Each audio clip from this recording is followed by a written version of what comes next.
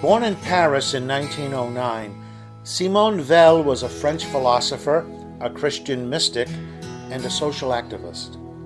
The family was Jewish, but her parents were agnostics, so no religion at all was practiced in their home. Her only sibling was her brother André, who would go on to become one of the greatest mathematicians of the 20th century. Throughout her life, Simone suffered from severe headaches, sinus infections, and poor physical coordination. She was brilliant, lived a very ascetic lifestyle, and was both introverted and eccentric, all of which limited her ability to socialize with others. Nonetheless, she became a talented teacher and participated in the great political movements of her time. Weil was a precocious student who became proficient in ancient Greek by the age of 12. She later learned Sanskrit in order to read the Bhagavad Gita in its original language. In her teens, she studied with the great philosopher Émile Chartier and eventually earned a doctorate in philosophy. For most of her short life, she taught philosophy at Le Puy, a secondary school for girls. Weil wrote extensively about political movements and later about spiritual mysticism, with both breadth and insight. One biographer claims that Weil was, quote, a moral genius in the area of ethics, a genius of immense revolutionary range, unquote. Weil had great empathy with working-class people. At age 6, during the First World War, she refused to use sugar because the troops entrenched along the Western Front had none. When she was 10, she declared herself a Bolshevik. In her late teens, she became involved in the workers' movement. She wrote political articles, marched in demonstrations, and advocated workers' rights. At this time, she declared herself a Marxist, a pacifist, and a trade unionist. While teaching at Le Puy, she became involved in local politics, and despite criticism, actively supported unemployed striking workers.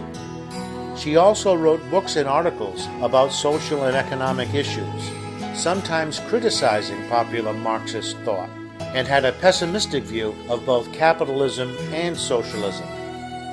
Later, she would identify herself as an anarchist, and despite her pacifism, she fought for a brief period of time in the Spanish Civil War on the Republican side.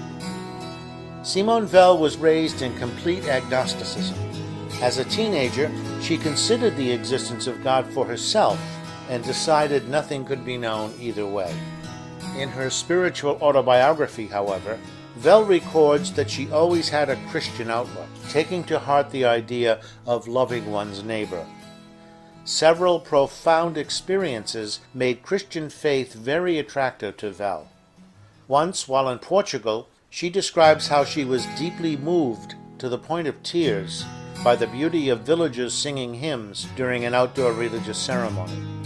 Then, while visiting Italy, she had an experience of religious ecstasy in the Basilica of St. Mary of the Angels in the town of Assisi, the same church in which St. Francis of Assisi had worshipped. She says that on that day, for the first time in her life, she prayed. She had a third, more powerful revelation a year later when reciting George Herbert's poem Love, after which she wrote, quote, Christ himself came down and took possession of me, unquote. From that time forward, her writings, while retaining their focus on social and political issues, became more mystical and spiritual. Weil was strongly attracted to Roman Catholicism, but declined to be baptized because she thought the church was in great need of reform. She did receive spiritual direction, however, from a Dominican priest, and around this time she met Gustave Thibon, a French Catholic author who later edited some of her work. In 1942, Weil traveled to New York City and lived among the poor in Harlem. She usually attended daily Mass at Corpus Christi Church, the same church where Columbia student and future Trappist monk Thomas Merton would be baptized. Next, she traveled to London, where she joined the French Resistance. While there, she was diagnosed with tuberculosis and was instructed to rest and to eat well, but she refused special treatment. On the contrary, in solidarity with the starving residents of France living under Nazi rule, she limited her food intake. Her condition quickly deteriorated, and she was moved to a sanatorium.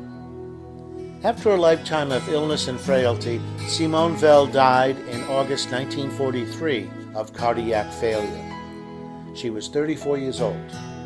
A priest who knew her well reported that she was baptized shortly before her death. Biographer Richard Rees writes that it was both her compassion for the suffering of her countrymen in France and her love for and close imitation of Christ that led to her death.